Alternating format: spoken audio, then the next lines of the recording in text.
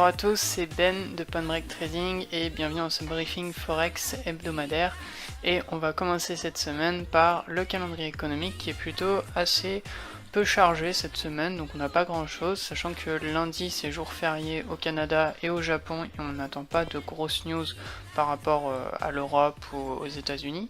Ensuite, par contre, le mercredi, on aura le PIB et la production manufacturière de la Grande-Bretagne, sachant que on va commencer à s'intéresser à la livre par rapport à GBP qui est parti en tendance. On va faire l'analyse ensemble juste après.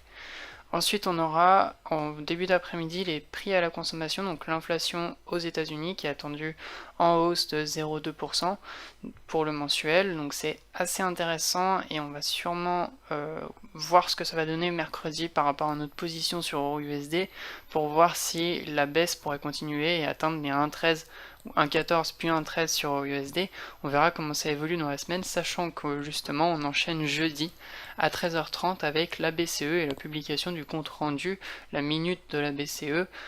pour jeudi 11 octobre. Donc ils vont nous donner plus d'informations sur leur politique monétaire prévue pour les mois qui viennent. Donc ça va être assez intéressant. On aura l'inflation aux États-Unis et ensuite on aura la politique monétaire de l'Europe pour voir vraiment si on pourra terminer cette semaine en baissier sur EURUSD et donc continuer notre scénario baissier moyen terme sur EURUSD pour aller chercher le bas du range hebdo à 1,13. Ensuite on aura l'IPC Core mensuel sur l'US, donc toujours attendu en hausse, et donc c'est l'indice des prix à la consommation. Et ensuite on aura les stocks de pétrole brut, un résultat un peu moins élevé que le précédent, mais plutôt assez des gros stocks de pétrole attendus, donc c'est pas forcément positif par rapport à l'économie. Et enfin vendredi sera jour férié au Brésil et on n'attend pas de news particulière, donc on est en milieu de mois, enfin on arrive vers le milieu de mois, on est sur la deuxième semaine du mois d'octobre, donc il y a un peu moins de news, sachant que la première semaine est toujours très chargée. Donc là ça va être plus tranquille, mais on aura quand même des news importantes qui vont sûrement impacter plus fortement, sachant qu'il y aura moins d'attentes par rapport à d'autres news et qu'elles vont tomber de manière ponctuelle dans la semaine, et ça donnera sûrement des mouvements assez intéressants à suivre. Je vous propose qu'on passe tout de suite sur les graphiques et qu'on aille voir un petit peu. On va commencer par GBP tout simplement parce que je pense qu'on va suivre GBP qui devient très intéressant quand même, sachant qu'on est en train de partir en tendance haussière actuellement sur GBP donc on était dans une compression qu'on peut bien voir ici, on avait un petit range juste ici, donc qui n'était pas énorme. On avait une petite compression juste ici en mensuel qui payait pas de mine, et on est en train d'en sortir, on est en pleine impulsion haussière en mensuel, mais on est aussi en impulsion haussière en hebdo, et donc réintégrer ces niveaux-là, c'est assez intéressant, sachant qu'on retourne chercher des niveaux précédents. Donc je fais l'analyse devant vous, comme ça on est d'accord, vous comprenez de quoi je parle. Donc je suis en train de faire les boîtes dont je vous parle dans la formation gratuite. Donc si vous ne savez pas ce que je suis en train de faire, que vous n'avez pas fait la formation, tout simplement vous pouvez vous rendre sur le site Point Break Trading qui est dans la description, et vous aurez les liens pour suivre la formation. Formation Swing, qui est une formation complète que je fais totalement gratuite pour vous permettre de vous former au trading avec les bases et le plus important en analyse, sachant que c'est pas une formation avec des indicateurs et tout, c'est vraiment comment lire un graphique et comprendre une tendance. Et ensuite vous avez plein de stratégies pour pouvoir mettre en place vos plans de trading et passer vos trades avec des gestions claires et précises. Donc le but c'est vraiment de vous former en vidéo gratuitement, et ensuite si vous avez besoin, je propose quand même du coaching. Si vous avez besoin, je propose quand même du coaching individuel pour vous aider et vous offrir un suivi dans votre trading ou dans votre formation. Alors ici on avait des niveaux assez importants, comme vous pouvez le voir ici, qui se répétaient assez souvent et sur lesquels on clôturait souvent, donc c'était les 1,80 et les niveaux des 2 aussi qui est très important, c'est un gros chiffre rond en plus, où on est revenu taper en pullback ici en mai 2016 pour ensuite entamer une grosse tendance baissière pendant le mois de juin quand il y a eu le Brexit. Donc on retourne chercher des niveaux qui datent du Brexit, on est en train de retourner dans des niveaux du Brexit, donc c'est assez intéressant, ça veut dire que sûrement la Grande-Bretagne est en train de reprendre des forces, et ça peut être intéressant de voir ce que ça donne par rapport à la livre, si elle est capable de continuer de monter par rapport au dollar australien. Donc par rapport à notre scénario pour cette tendance haussière sur GBPO, donc en long terme, l'objectif c'est d'aller chercher les deux. Donc ça c'est les deux livres pour 1 dollar australien. Donc ça c'est le premier objectif en long terme. haussier. Si jamais on avait une réintégration par contre de cette boîte, on retournerait facilement chercher les 1,8 et pourquoi pas derrière les 1,70, sachant qu'une réintégration de cette compression nous emmènerait très vite vers des niveaux bas. Donc pour l'instant on est sur un biais haussier, sachant qu'on vient de casser les niveaux, et donc c'est très intéressant d'aller voir ce que ça peut donner un peu plus haut sur le niveau des 2, sachant qu'on va voir les 1,9 qu'on va rencontrer bientôt, qui est un niveau juste ici où on a eu beaucoup de clôtures ou de mèches qu'on peut remarquer ici en 2015 et juste ici en 2014, donc les 1,9 sont aussi à un niveau assez important, mais on ne l'a pas encore atteint, on est à 1,86 pour l'instant. Donc si on va en hebdo, on pourrait voir qu'en hebdomadaire on voit bien cette sortie de compression qu'on avait, donc on avait un petit range qui s'était créé ici, et on vient de sortir de ce niveau, donc on a des niveaux assez intéressants, je vais juste tracer avec vous. Donc on avait ces niveaux là, et ensuite on avait, donc juste ici, on a une petite boîte juste ici, qui nous avait créé des niveaux assez importants sur les 1,85 à peu près, et donc ça se répétait juste ici, donc on avait ce niveau là qui se répétait,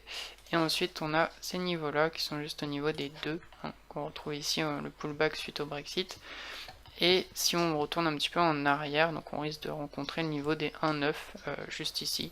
avec les fins de tendance. Et ici on a eu une fin de correction aussi, donc c'est assez intéressant de voir que le niveau des 1,9 a été un niveau important en termes de fin de tendance ou de fin de correction, qui s'est répété assez souvent ces dernières années, et qu'on pourrait rencontrer. On va sûrement avoir une fin de tendance, peut-être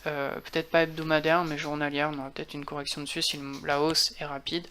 Et si jamais on a une hausse plutôt lente, on pourra avoir une fin de tendance hebdo sur les 1,9, corriger un petit peu, puis aller chercher les 2. C'est à peu près le plan qu'on a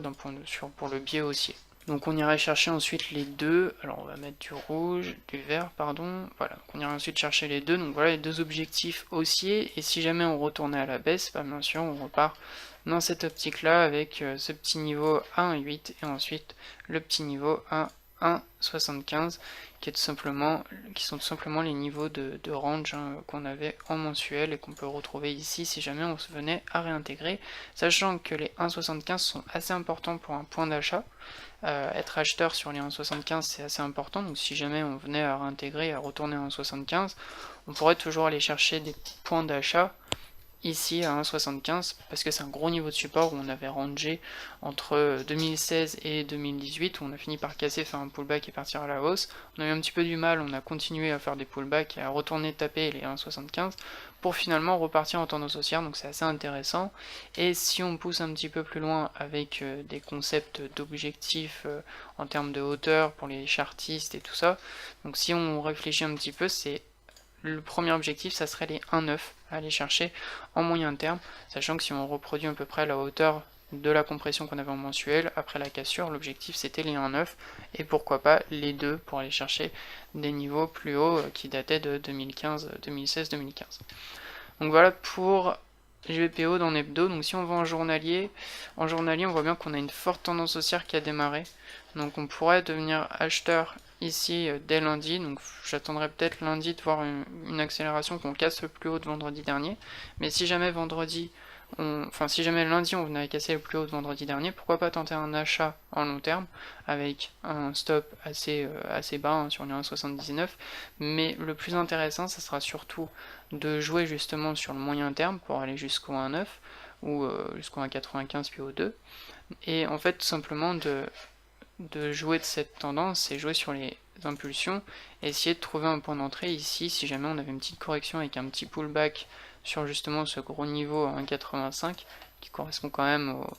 au haut du gros range hebdo et mensuel qu'on a eu ces derniers temps.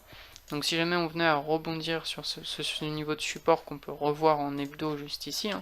c'est le niveau qui est juste là, qu'on a tracé ici, les 1,85, si on venait à rebondir en moyen terme dessus pour repartir plus haut, on pourra avoir un point d'entrée un peu plus intéressant en moyen terme pour suivre la tendance de fond hebdomadaire et intermédiaire journalière. Donc chercher un point d'entrée ici, ça peut être assez intéressant sur le niveau de support, ou sinon tout simplement rentrer à nouveau à l'achat en long terme ici lundi pour suivre la semaine, suivre le biais, sachant qu'on attend plutôt des news positives pour la Grande-Bretagne, donc ça devrait être plutôt aussi sur la semaine, il faudra voir ce que ça donne par rapport à l'Australie aussi derrière, ce qu'elle pourrait donner et les attentes qu'on a d'ici la semaine prochaine, si on a des news par rapport à leur politique monétaire ou autre news par rapport à l'économie, tout simplement de l'Australie, qui pourrait augmenter ce biais haussier par rapport au GBP/AUD. On va se laisser là-dessus pour GBP/AUD, donc si vous êtes intéressé pour suivre GBP/AUD, je vous invite simplement à vous inscrire sur Steemit et à nous rejoindre sur le groupe au Telegram. J'ai mis un lien Telegram, mais je peux pas vous le donner. Donc ce lien Telegram, je peux vous le donner qu'une fois que vous êtes inscrit sur Steemit. Et donc vous pouvez simplement me contacter par Facebook ou par mail. Et une fois que vous êtes inscrit sur Steemit, je peux vous donner le lien du groupe Telegram. Et vous pourrez recevoir tous les matins nos plans et l'actualité par rapport à nos positions et tous les signaux qu'on donne pour passer des positions sur le Forex, les cryptos et les indices, sachant qu'on fait aussi le DAX en intraday avec Mika qui participe tous les jours et qui partage son trading sur le DAX en scalping au carnet d'ordre. Donc si vous êtes intéressé pour ça, inscrivez-vous sur Steemit, vous avez tout dans la description pour vous expliquer et nous suivre de plus près sur PointBreak Trading. Alors, pour Euro-USD en hebdomadaire, on va commencer par l'hebdo, hein, donc le mensuel, il n'y a pas plus de choses à dire, hein, si vous voulez qu'on fasse un petit retour sur le mensuel pour voir où on est toujours en bas de notre compression mensuelle, donc on a un biais long terme qui est plutôt haussier, sachant qu'on a pris quand même une position à la vente en moyen terme, et si jamais on venait à casser par le bas, sachant qu'on a quand même un dollar qui est parti pour monter fortement dans les mois qui viennent, donc on pourrait avoir un euro USD qui repart fortement à la baisse, et ça peut être assez intéressant d'avoir notre petite position moyen terme ici, si jamais on venait à casser les 1,14 ou 1,13, et à réintégrer ce range qui a duré quand même pendant 2 ans, entre 2015 et 2017, ce que ça pourrait nous amener à retourner sur les 1,5, qui était le point le plus bas atteint depuis des années, la dernière fois qu'on l'avait atteint, ça datait des années 2000, sur début des années 2000 sur euro-USD. Donc ça pourrait être très intéressant de retourner chercher les 1,05 pour un biais baissier en plus long terme, et sinon notre biais reste haussier pour l'instant, sachant qu'on est en bas de notre compression en long terme. Après en moyen terme, notre biais il est toujours baissier, pour aller chercher le bas du range hebdo, et on pourra avoir un biais haussier une fois arrivé en bas de ce range. Si jamais on avait un retournement de tendance, on pourrait à nouveau avoir un biais haussier en moyen terme, ce qui suivrait notre biais long terme pour retourner chercher ensuite le haut du range. Donc avoir une position à l'achat ici tout en bas, c'est assez intéressant, sachant qu'on pourrait jouer la position en moyen terme et laisser courir un reliquat sur le plus long terme pour faire une propagation de signal et jouer le range mensuel. Donc ça c'est très intéressant sur EURUSD. Actuellement on a toujours notre position vendeuse, hein, donc si vous voulez voir, on peut faire un petit tour en journalier. Voilà. En journalier, on avait vendu juste ici à leur intégration sur les 1,1710. On a pris des bénéfices vers les 1,1580 à peu près. Et là, on a laissé courir la moitié de notre position pour aller chercher le bas du range à 1,13, sachant que la tendance journalière commence quand même un petit peu à faiblir. Elle corrige légèrement et bloque un petit peu sur 1,15. Donc, vous voyez qu'il y a déjà les biais qui sont mis en place. Donc, si jamais on arrivait à casser les 1,15 et à réaccélérer au tournant en impulsion, on pourra aller chercher le bas du range hebdo. Et si jamais on rebondit, on retournera sûrement sur les 1,17 et on aurait une figure assez intéressante, sachant qu'on aurait un genre de grosse figure de retournement, hein, ici,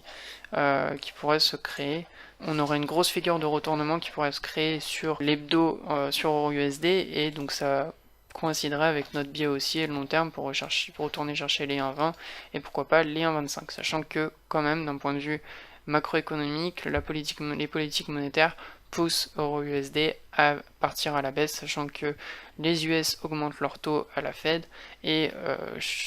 à la BCE on a tout simplement un taux à 0%, donc c'est plus intéressant d'être vendeur, sachant qu'en plus pour du carry trading, actuellement vous avez un rendement qui est supérieur à un livret A, c'est-à-dire que vous mettez votre argent sur EURUSD à la vente, donc vous achetez du dollar et vous vendez de l'euro, vous gagnez de l'argent, vous gagnez à peu près 2,25% par an,